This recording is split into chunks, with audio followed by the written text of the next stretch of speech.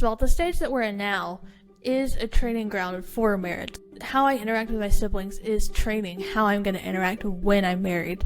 And so I'm enjoying the training ground. I'm trying to learn all I can, because the task, if the Lord would have me to marry, I definitely desire to marry. It's definitely a weighty task, raising immortal souls, and it's not something to be taken lightly. And so I want to learn all I can now. And I think a lot of people honestly are just in love with the idea, and they're not content now, so they think we've kind of bought into the culture's lie of all right, it's high school, college, marriage, and so, or trying to go anti the idea of all right, career and then maybe marriage down the road. I think we're trying to kind of push, but we've almost pushed too far that you're being holy if you're married, you know what I mean? And then I think we've gone into the other ditch on the other side, and so we need to be in the middle, in the happy medium in the middle.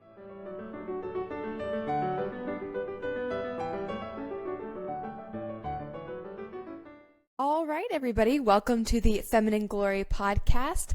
I am one of the hosts of the Feminine Glory podcast, and I am also joined by my co-host, Lydia Edmonds. Hello, everyone.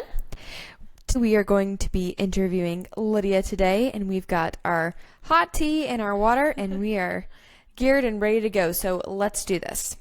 Lydia Edmonds is an ambitious woman whose gracious spirit encompasses everything she does. Known for her sharp wit and love of growing flowers, she crafts stunning floral bouquets straight from her garden and sells farm-fresh eggs from her chickens, who she thinks have more personality than most people she meets.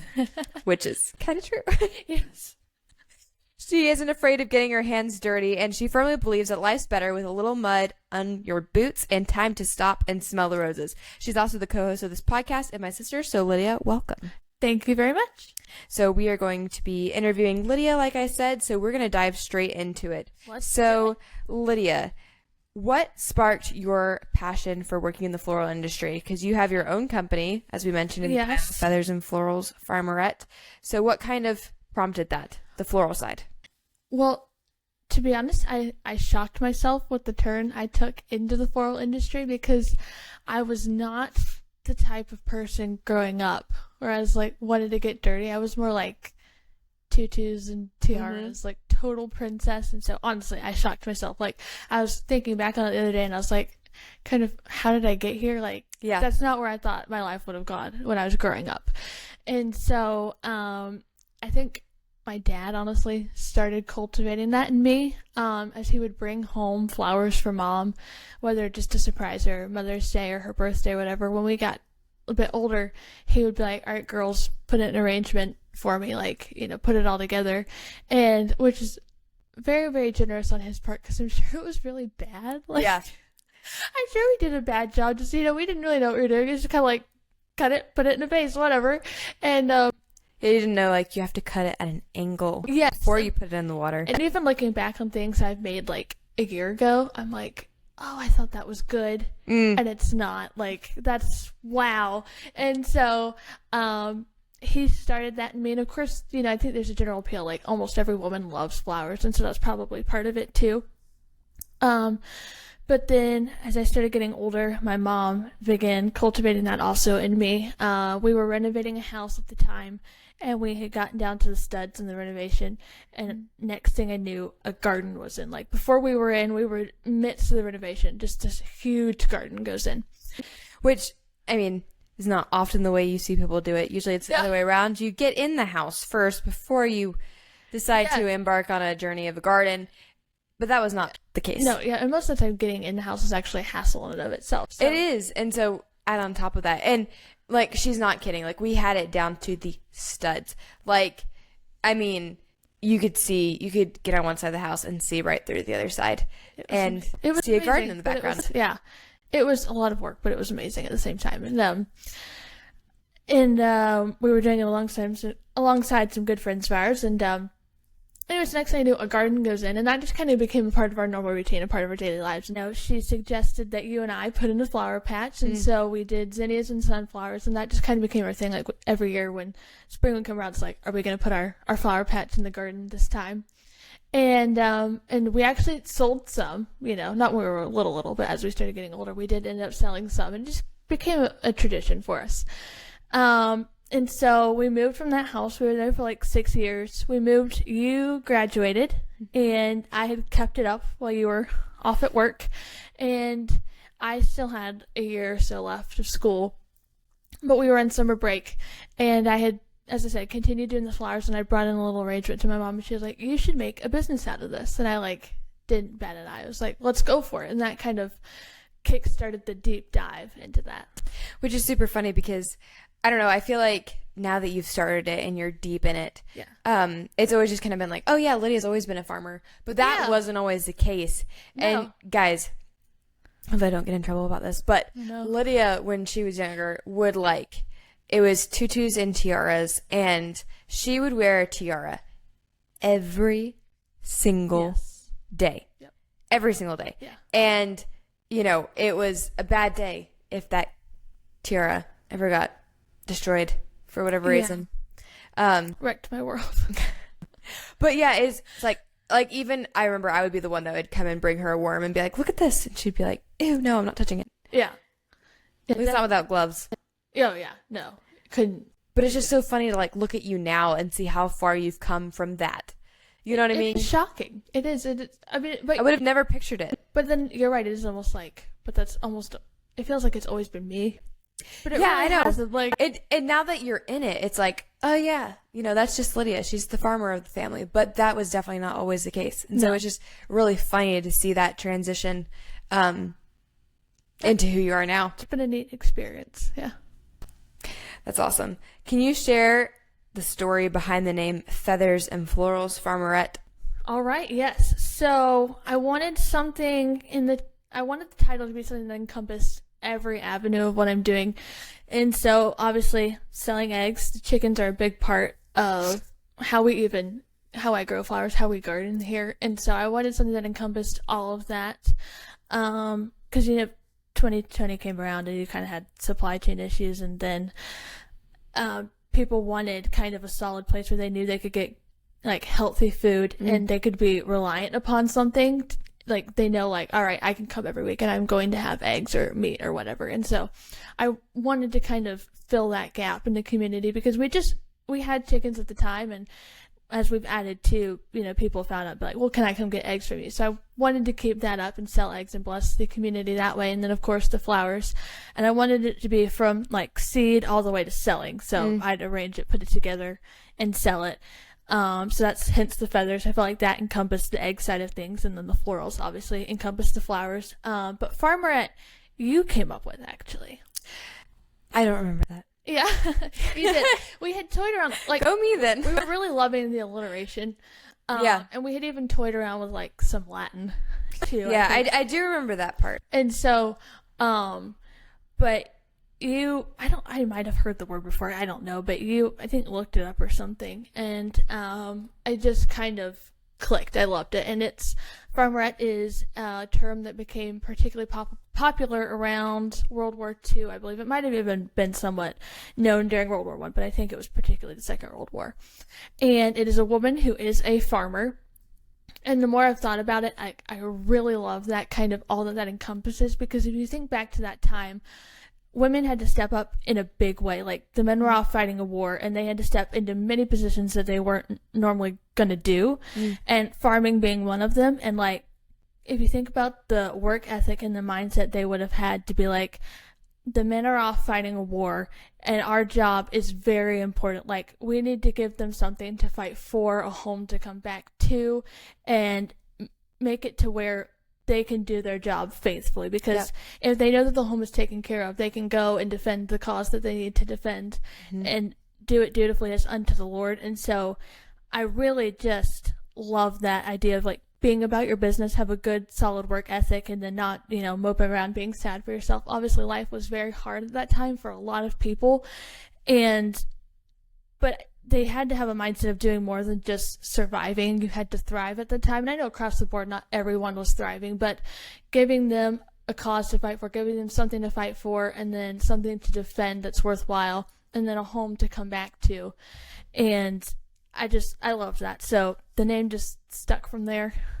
That's awesome. No, and going back to what you were saying about not just surviving but thriving. I think that's really important, because it does something to a man when he's able to see the fruits of his labor. Yes. And so it's like, this is what my day-to-day grind produces. Yes. Right. And it comes back to bless him, and it comes back because she's now given it back to him glorified. Mm-hmm. And now he can take that energy and take that blessing and go on and pursue further excellence. Right. Because he's been able to see what the fruits of his labor have been producing.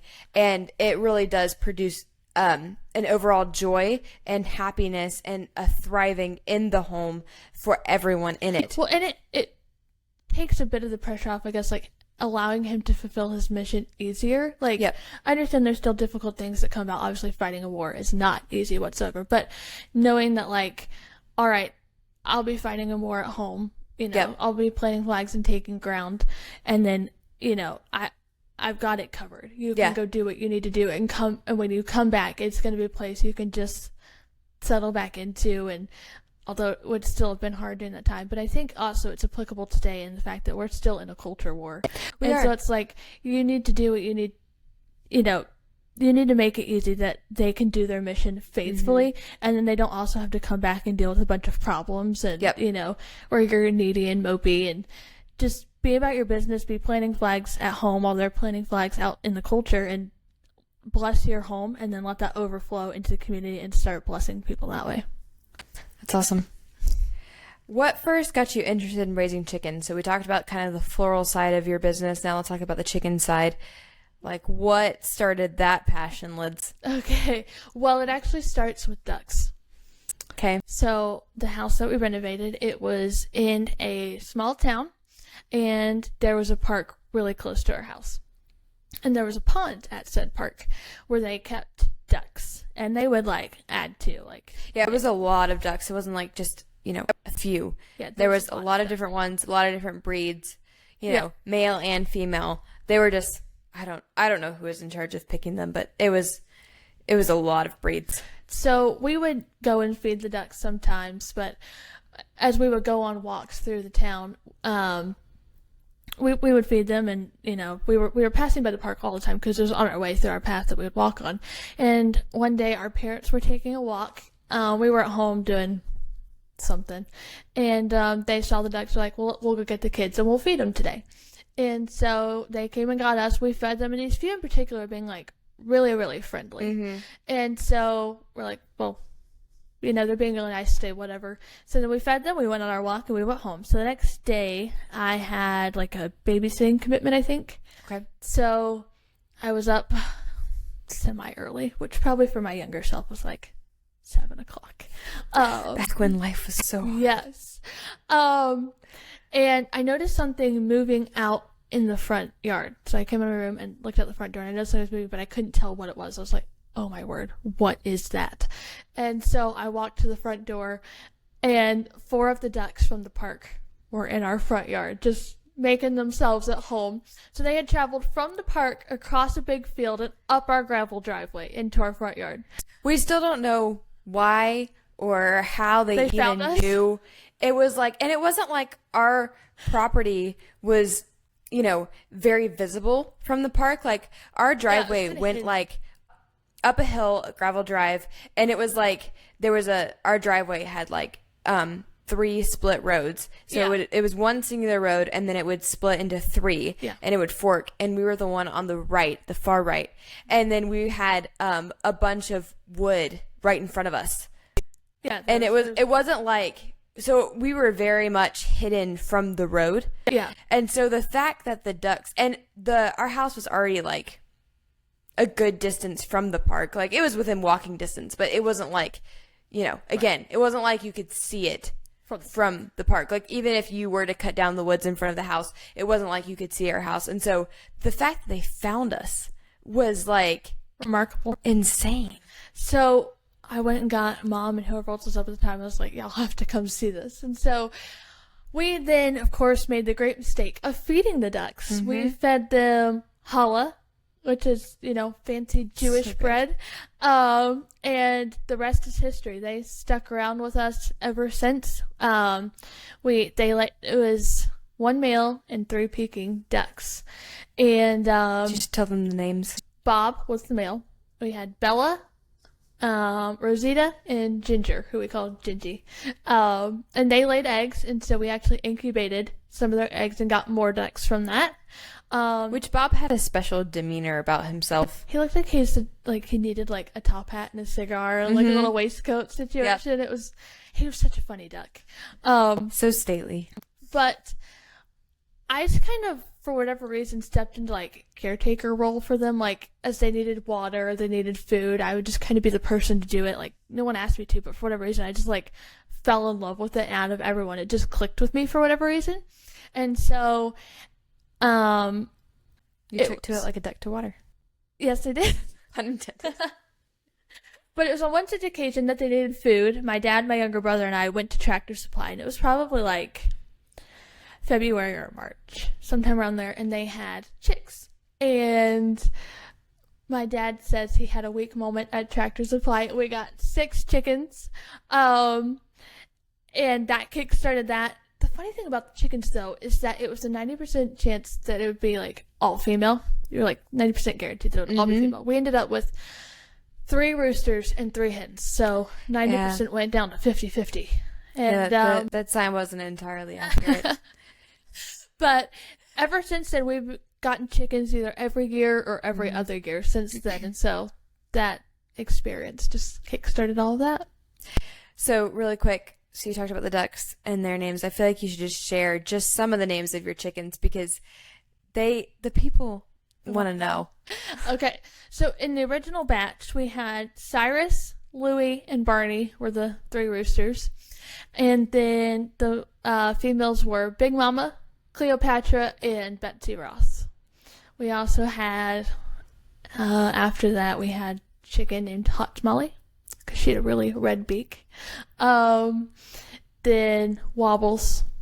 I'll share Wobbles' story coming up because, anyway. So there's some of the chicken names for you. Yeah. No, the chickens are so fun, and they each have their own little personality as well, which is always interesting to witness. Yeah, they're fun. And they know you. They know you so well. Yeah, you really do, in a funny way, build a relationship with them. You know, they're more intuitive, I think, than people give them credit for. So, how would you describe your business's overarching mission? What's your goal with this company? Well, mission statement, I guess, would be beautifying land and blessing others with the abundance from it. So, first and foremost, honoring the Lord in what I do. And we as a family are big Dominion Mandate people. Genesis 1:28, which is then expounded upon in the Great Commission in Matthew. But being fruitful, multiplying, and then taking dominion of land. So one of our favorite things to do as a family is, like, as we've bought new homes, is to take the land, which oftentimes is not always kept up super well. But that's kind of the fun part of it, that you get to beautify that and take dominion of it, and you can see, like, each year how it gets better and better. And honestly, the animals are a big part of how we take dominion, practicing, regenerative agriculture. And so it would be that, just showing people how to take dominion on their own land, and then ultimately blessing my family, and then from that blessing the community around me, and showing people, like, you can do what I'm doing, although it is difficult, but, like, I think more people need to get back to kind of, taking care of their properties and then having animals. It's just a very rewarding thing, so. What is your favorite part of what you do? My favorite part? Because you got a lot going on there. I do, yeah. You've got the growing side of things, which that's just kickstarted, hasn't it? Yes, the garden is mostly in. I think we're just putting some final touches on it, but it's mostly in. And then from that, we're going to stem some other business ventures I'll announce soon. Oh gosh, she's leaving on a cliffhanger. But yeah, that'll kickstart other ventures, and then of course the animals, and that's just a daily thing. But I love blessing people through that. Like, it really has been rewarding, although it is a shame to have supply chain issues, and a lack of eggs at the store or whatever. But it has been neat to kind of get back to, like, people can come and they can see exactly what I'm doing with the chickens. I'm going to be very open and honest about what I'm feeding them, how we're taking care of them. And, like, especially little kids, that they get to come and go down. I'll let them hold a chicken, and they'll get to go collect the eggs themselves. Sometimes that's not across the board the case, but I love that aspect about it, where they get really excited about knowing where their food is coming from. And for me, that's a very rewarding part. Like, I love it when you finally get to the point where chickens are laying. You know what I mean? You're like, it's the fruit of your labor, like every day going out and collecting that. And flowers in and of themselves on that side are very, very rewarding. You get, sometimes these tiny little seeds that produce just massive plants, and they're just gorgeous. And then being able to take that beauty in and of itself and then put it into a bouquet and then make even more beautiful, just mixing colors and having fun that way. And so, of course, blessing people that way, they get to bring that beauty into their home, color into their home. And so I love just all of that put together. That's awesome. Okay, so what do you find most rewarding about running your business? Which I feel like you kind of already touched on. Yes. I do like to show the final product of bouquets. Like, you kind of I like surprising people with it. That way, you're kind of behind the scenes working on something, or even if they know and be like, all right, it's finished. And just how you can see how people get excited about it. Like, I did an event one time and I did the flowers for it, and just seeing how people got excited about it, and then being able to take the bouquets home, like, and bless people that way, and how, once again, kids will get excited about it, girls, and they'll be like, oh, I get to take this home. Like, that's really cool. So I like seeing people's faces light up when I show them something like that. What is a common misconception people have about your business? A common misconception? I think they think we're like homesteaders. Yep. Like the trendy homesteader you see on Instagram all the time. Yeah, like, all natural idea. Yeah, I think that is, and I'm like, we're not really, though. It's just our goal to mandate people, take dominion wisely, and then doing things as close to the way as God intended them to be done as possible, and eating things as close to the way as God intended them to be eaten as possible. Hence why we grow a lot of our own food, why we make our own bread, we mill our own wheat here. It's just, and part of it came through health issues of family members, but it's really put us on a good track towards, doing things in a way that would bless our family and then honor the Lord. And then right where your food is coming from, what's gone into it, who's touched it. And, we're not above eating boxed things from the store, but it's just all around, we feel better doing it that way. But, yeah. That's awesome. If you could have tea or coffee with any woman from history, who would it be and why? Great question. Sacagawea. Okay. Yeah. Explain yourself. Okay. Well, she just seems like a totally different breed of woman. Like, yeah. Okay. So to meet up with Lewis and Clark, and somewhere in there, meeting up and joining wherever they were at the time, before they embarked, like being pregnant and then giving birth, the party leaves on ahead of her, and then she has the baby and then catches up to him. Like, it's just, and then the work ethic to be on that journey with the baby, and like, just kind of, blazing the trails through the wilderness of the Louisiana Territory. So it's just like, I would love to pick her brain about why she was the way she was. You know what I mean? Like, yeah, it's totally different from what you see today. Right. And so, yeah. A different kind of breed of woman to do that. Yes, and just as the mindset is so different, like going back to the work ethic, and it's not just like, now we're in an era where like we have paternity leave, and so it's not just that the women aren't coping, but the men aren't coping either, and like we've all walked off the cliff. We've taken a tumble still. Not only are the women struggling, but the men are too, apparently. Yeah. So the birth was hard on the men. Yeah. As well as the women. So I would love to see what she was like.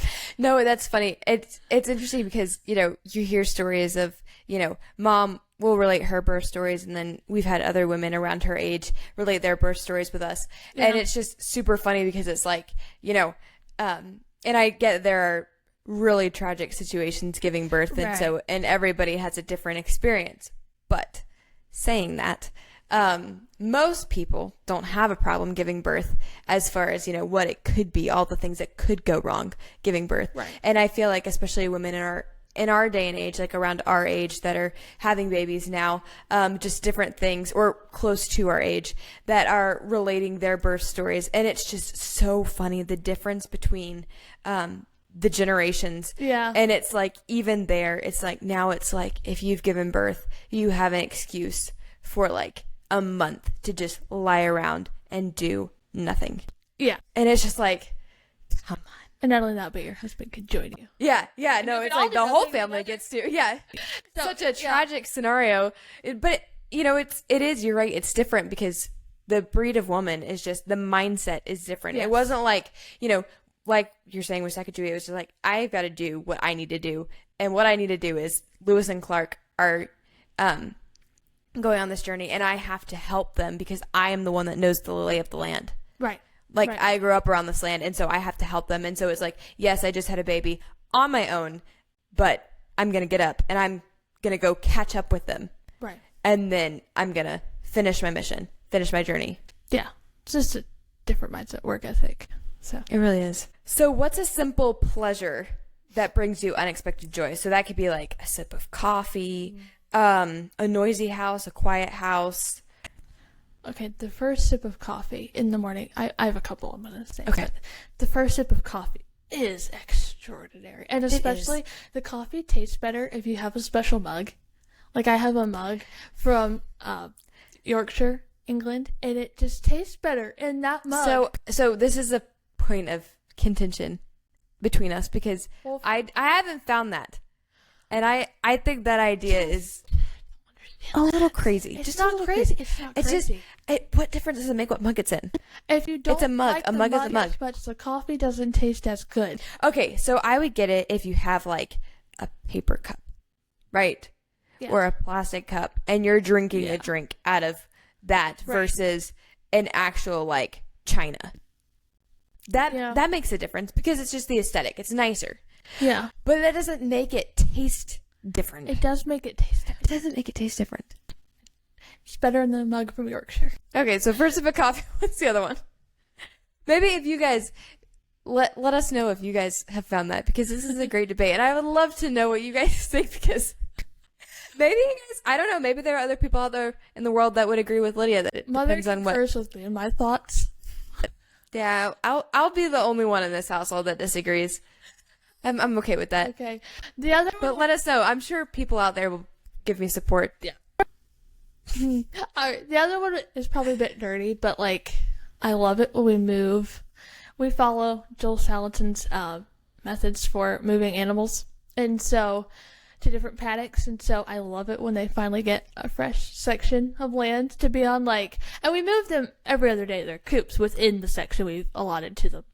But I just love it when everything is entirely fresh, and you can almost hear the silence come over them as you get them back and settled into their houses. And it's just like, they seem very happy. I'm very happy. Like, I love that. No, there really is. It's really funny because you'll just stop and you just hear the beaks clipping the blades of grass, and that's it. Yeah. That's all you hear. I love it. They're not making a noise. They're just eating away. I love it. So that brings me such pleasure. If your life had a soundtrack, what would one song be on it? Oh, great question. The Chapter by Gabby Barrett. I feel like that song just kind of all around encompasses where I'm at right now. Which, I promise we listen to more than just Gabby Barrett. Yes. We do listen to other songs. Other things. But she just got some really good life ones. Yes. She talks about, kind of, you're not a kid, but then you're also not all the way grown. And I feel like that's kind of the young adult phase I'm in. And then blazing the trails and like making a mess though. And if like in a business mindset you are, as you're, taking on adventures, you're going to make a mess because life is messy sometimes, but then it's still yet beautiful. And then I also really enjoy the part where she talks about, for by grace I have been saved. So I feel like all around that song just encompasses my life right now. That's awesome. That is a good song. It is. It's very good. What's a book, podcast, or quote that has really been shaping you lately? Ooh, that's a good question too. I have really been enjoying Pastor Toby Sumter's sermon series. I think it's called Glory Bearers. Okay. I believe is the overall sermon series, and within it he talks about the glory of manhood and the glory of womanhood. And then there are other sermons. Those are just the only two I've listened to so far. But especially in a time where we're, there's so many differing opinions on, what being a woman is, and like what are your tasks within that. So the way he paints the picture of, the glory in the practical, and just even the first few lines of the sermon kind of stating what is a woman, it's just really been helpful. Especially, when you're being told, like, you have either the feminist lie or the fact that, like, well, you're inferior, you're a worse sinner than men. Like, there's so many lies out there. I think he just does a great job of pulling from scripture what a woman is and what her task is. So that's awesome. Yeah, I love that. So harping on that, I want to get to a specific question that I have regarding that mindset, specifically for women. So a lot of single women are being pushed to follow the ditch of feminism. So like just pursue a career. But then also there's the ditch of, it's kind of a weird mindset, but it has a mindset of if you aren't married, you're not being useful or fruitful. So you're not obeying the dominion mandate, like you were saying, Genesis 1:28, because that marriage is the ultimate. So you're single. Yes. I'm single. And so how would you encourage women not to waste their season of singleness, but to use it with purpose and intention? And basically kind of do you think, first of all, that if you're not married, you're not being useful or fruitful? If you want to use the exact terminology, you're not multiplying and you're not taking dominion. And so how would you combat that idea if you disagree, and how would you amplify that idea if you do agree? I definitely disagree. Okay. I think it's a very faulty idea. So, like, first of all, the stage that we're in now is a training ground for marriage. Like, how I interact with my siblings is training how I'm going to interact when I'm married. And so I'm enjoying the training ground. I'm trying to learn all I can, because the task, if the Lord would have me to marry, I definitely desire to marry. It's definitely a weighty task, raising immortal souls, and it's not something to be taken lightly. And so I want to learn all I can now. And I think a lot of people honestly are just in love with the idea. Like, it's romanticizing. Yes. And they're not content now. So they think, like, we've kind of bought into the culture's lie of, like, all right, it's, high school, college, marriage. And so, or like, trying to go anti the idea of, like, all right, career and then maybe marriage down the road. I think we're trying to kind of push, but we've almost pushed too far that, like, you're being holy if you're married, you know what I mean? Like, and then I think, like, swing the pendulum. Yes, it's way far to the right. We've gone into the other ditch on the other side, and so we need to be in the middle, in the happy medium in the middle. And so, and I think that mindset also too really causes parents to, like, two things: either idolize their kids in a very weird way, where, like, they're living for the babies, or, like, they're so discontent, then they get flustered and frustrated with them, and then, like, do things they shouldn't. And so they don't have a right mindset of discipline. And also Jesus wasn't married, and he had a very fruitful life. He took dominion. And if you think about this, our dad pointed this out in our Advent over Christmas. He does an Advent lesson with us every night. It's so good. He pointed out, because of Jesus' saving work on the cross, like, how he actually did, in a way, it's almost like he had kids. Like, yep. Because we're all his children. Right, exactly. And so, because of his work on the cross, he did multiply in a way. And that was just kind of revolutionary. I thought, like, I'd never put that together. Like, I understood what it meant, his coming and then dying on the cross, but I just never thought about it in that way. So I'm like, you'd be calling Jesus a sinner if you believe that, and he's perfect. So, obviously, let's look at his life, what he did. He was very fruitful, and in a way did multiply. And so I just definitely think that's very, very faulty logic. Well, then even, like, you look at Paul and you're like, how many churches was he a part of? Oh, my word. You know what I mean? And it's like, he was definitely, like, even with Timothy, it was like he was multiplying himself. And it doesn't have to be just because you have kids. Because then what do you do with the barren women? Right. And too, like, I don't think the Lord would have created us that in the season of life where we're not married, it's like, well, you're sinning because you're not married. And it's like, and two, I think people make bad decisions about who they marry when they have that mindset, because it's like, well, I just have to hurry up and get married, and you're not being patient and waiting for the Lord's timing on that, and, like, not marrying your best friend perhaps. And so I think that take us down a very wrong path. That's where I think it's like, that's really good, because it's like, you know, you want to be marrying your best friend. You want to be marrying somebody who you deeply love and somebody that you can respect, because at the end of the day, there's going to be rough times in marriage, right? And so it's like, if you want to make that as easy as possible, and if you're already starting from the get-go with a Charlotte Lucas mentality of like, well, marriage is just entirely of chance, and it's better to know as little of the defects as possible of your partner before you enter into the marriage state. It's like, that's such a faulty logic, because it's like, you do have a choice in the matter, and so it's like, why would you just risk it and go out on a limb? Like, you're going to be with this person forever. And so it's like, just be faithful now and trust the Lord's timing on it. Yeah. Along with that, I wanted to read you something. It's a specific passage, and I can't take credit for tying all this together.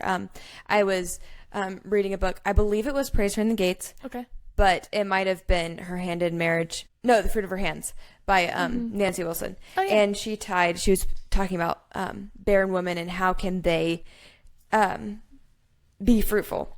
And so I want to read you this specific passage. It's 2 Peter. All right. To it. 2 Peter 1. Okay. I'm going to start in verse 5. All right. So he's talking about precious and magnificent promises. Okay. Now, for this very reason also, applying all diligence in your faith, supply moral excellence, and in your moral excellence, knowledge, and in your knowledge, self-control, and in your self-control, perseverance, and in your perseverance, godliness, and in your godliness, brotherly kindness, and in your brotherly kindness, love. For if these things are yours and are increasing, they render you neither fruitless nor unuseful in the full knowledge of our Lord Jesus Christ. Proof. Boom.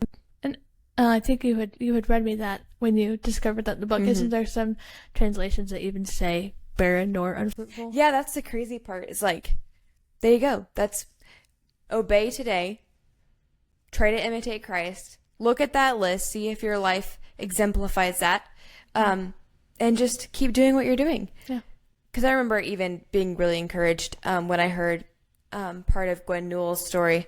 Yeah. And it was just, and I think it was on a Come Over for Dinner episode. That's also a great podcast if you guys haven't watched that or listened to that. But she waited obviously until she found the right one, and it's not like we believe in the one guy, but there is something to be said for if you don't respect him and don't admire him and love him, and it's like you feel like he is your best friend, then don't marry him. Yeah, just as simple as that. Yeah. And trust the Lord's timing, right? So it's like, you know, you can have that tendency to panic because you're like, oh man, you know, I'm such and such an age and I've not found a spouse yet. And it's like, go be busy. Yeah. Right?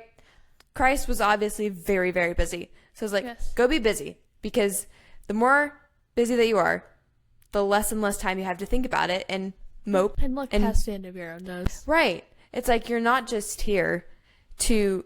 Marriage isn't something where you can just finally feel fulfilled. Right? Marriage is a sacrificial, laying your life down daily. Yeah.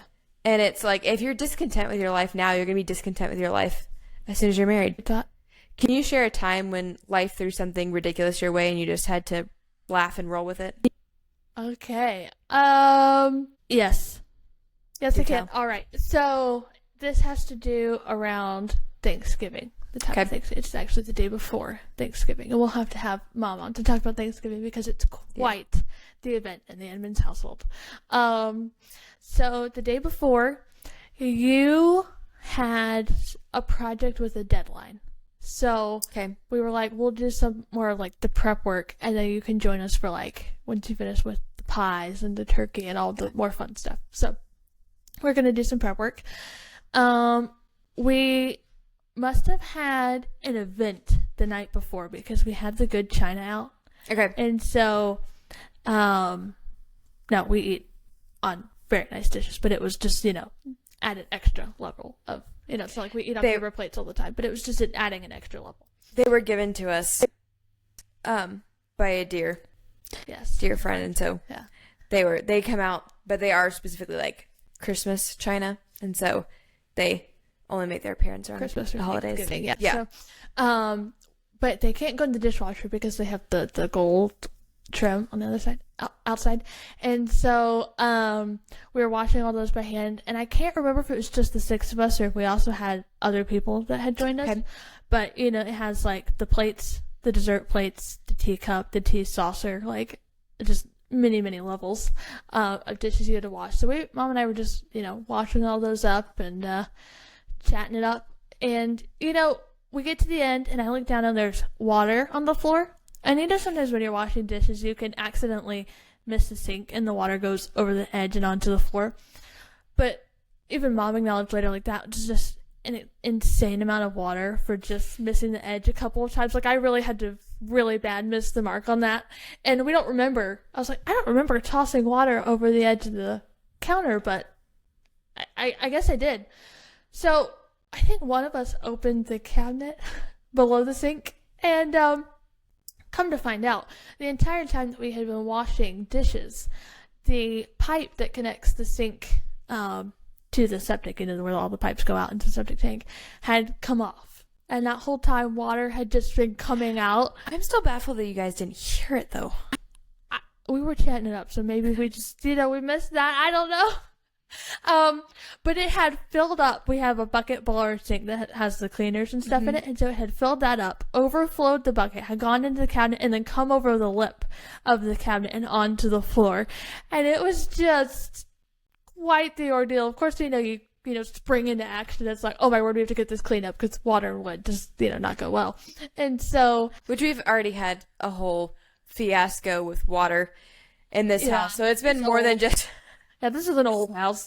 But yeah, no, it's funny. It's like every time you see water, it's like, where did that come from? And so, but honestly, I think once we got it manageable, we just, had a good laugh about it, because it was just honestly, legitimately, like, so shocking. It was funny. Like, I came down the steps, had no idea what was happening. No. And there was like fans running, and the cabinet was open, and there was like towels. Everything was out, and I was like, what just happened? Like, it was. What in the world? I left you here completely fine. I come back.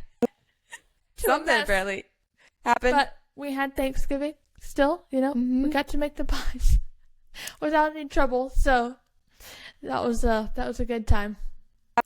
That's funny. Yeah, I would definitely say that's when you definitely have to roll with it. Oh, just find the joy in it. Yeah. Because one thing that can make a situation worse is to slap a big tube on the top. Yeah. All right. So, what's one skill that you think every woman, or one thing, doesn't have to be a skill, that you think every woman should try at least once? One thing every woman should try at least once. Ooh, that's a great question. Yeah, I probably would suggest gardening, if you can. Of course you would. The gardeners suggest gardening. Yeah, it's just a shocking answer. More people would be shocked how much they enjoy it. Yeah. And two, how much it is a great activity to do with kids. Like, in a sense, like, Mom giving us the flower patch, it was like fun, but it also taught us responsibilities. Like, we have to go water it too, and then care for it, and then when the fruit, of the flowers or vegetables, whatever comes in, just being able to take care of that, know what to do with it. And so I think it teaches responsibility for kids, and it honestly is a very fun, rewarding activity to do. So I would definitely suggest that. Do you have any, like, okay, so say somebody has, like, I don't know, half an acre. Yeah. Right?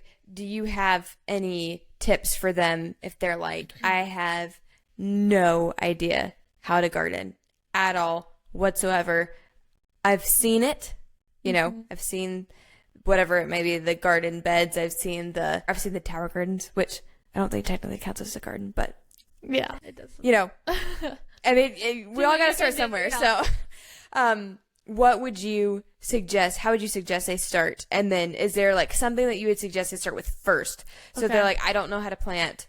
What would I start with? And I get this will differ depending on their zones, but yeah, I would say it does depend on the stage of life you're in. So if you have lots of little kids, it's going to affect perhaps, especially if you have a newborn, just how much you're able to do, because obviously you'd still want to faithfully take care of your kids. And so it's going to affect how much you would be able to do. But I think if you are in a state of able kids, go ahead and get the plants from Home Depot or Lowe's. You know, they have tomato plants out there ready to roll, pepper plants. Like, you could start there and just start with adding the care of it. You don't have to start it from seed, but then start with, you know, scheduling in the care of the plant. Learn how to do that very well. If you want something beautiful to grow that's just also fun for kids to see the whole process, like little toddlers, zinnias are super easy. Like, you can just, you know, go get some at the store, order some, whatever. They're very easy to do, easy to maintain. And so if you want flowers like that you can grow from seed, I would definitely suggest starting there. That's actually what got me started, sunflowers and zinnias. And so start small, learn how to take care of that faithfully, and from there add in, all right, maybe this year we will try growing our tomato plants from seed all on our own instead of, but I don't think it's sinful to buy the ones from the store. You know, I prefer to do the whole process start to finish, but I also have a lot, that's my job, so I have the allotted time to do it. And so, but definitely start small and then learn to faithfully take care of it. That's good. Yeah. If you could instantly master one skill, what would it be? Oh, skilled master. Sewing. You probably love that. Yeah. I do like that answer. The thing for sewing in me is I don't have any desire to learn it.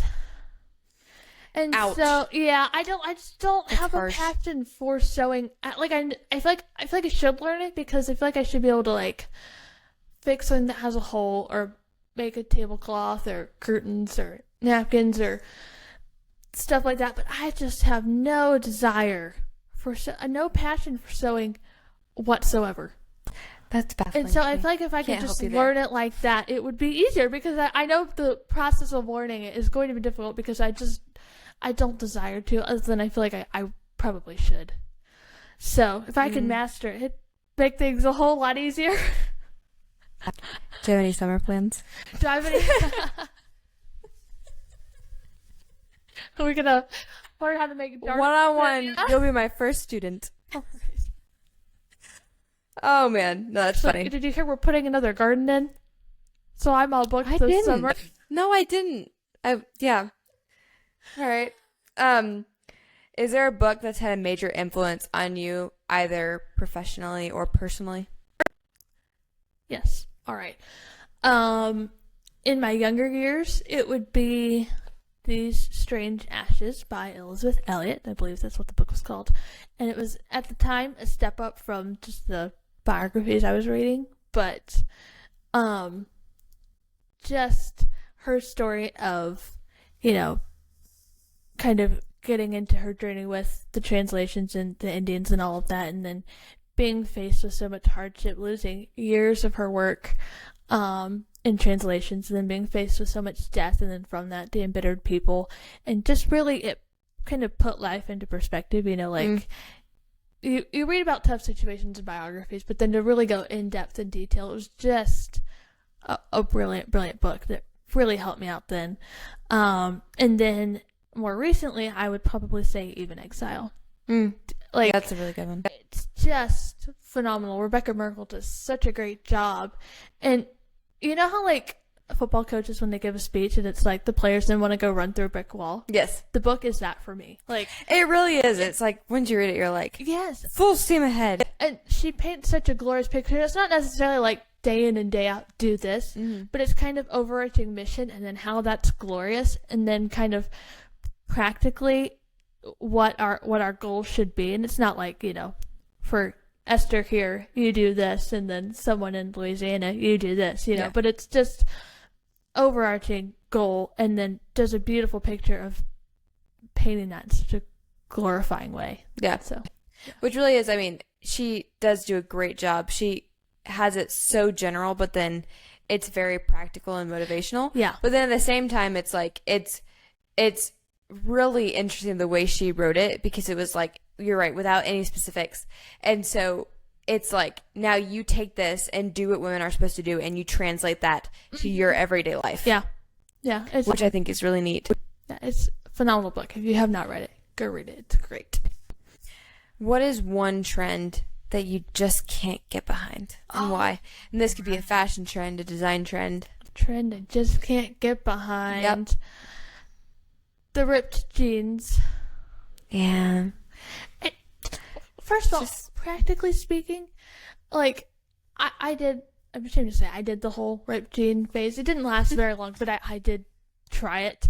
And it was just like, practically speaking, when you go to put them on, your foot goes through the hole. Yep. And it's just a difficult situation in and of themselves. And then, just like, if you can, for farmers, like, that is your working outside pair of pants. Like, yeah. Who thought it was a good idea that we should all wear our work outside pair of pants to the store? Like, yeah. It's not flattering. And then the whole thing's such strange and weird places. And it's like exposing the kneecap. And it's like, who wants to look at your kneecap? Yeah. You know what I mean? It's like, nobody wants who to look thought, at your you know, kneecap. like, what would make that pair of jeans better? I like if we that. all could see your kneecap. Yeah. And it's like, you're an image bearer. Try harder. Like, really? Well, it is just like, you know, if you have a hole in your clothes, it either needs to get mended. Yes. Or you need to save it for working outside. Yeah. Or it just needs to go in the garbage. It's as simple as that. You have 3 options. Yeah. One of those options is not to wear it. Yeah. For a special... If you're if you're working on a painting project at home and that's the pair of pants you had on and you had to go get more paintbrushes, I'm not saying you have to change your outfit just to go get paintbrushes. Well, okay, but you can tell which person is using it as a style and which person is like, this is my work outside clothes. Yeah. Or my painting clothes. Yeah. Yeah. And that's a good one. I can't get behind it either. Yeah, it's not for me. It's just weird. Especially because I think we heard on a episode of What Have You, and we heard where the originality of the ripped jeans stemmed from, and then it was for sure like, no. Yeah. We are not doing that. Yeah. It's not one I can get behind. So in our closing final question, so who have been 2 people, one for the chicken side of your business and one for the floral side, that you feel like have really helped influence you to get to where you are now in your business? Well, on the floral side, I have 2, and then I still have one for the chickens. So, but they're related.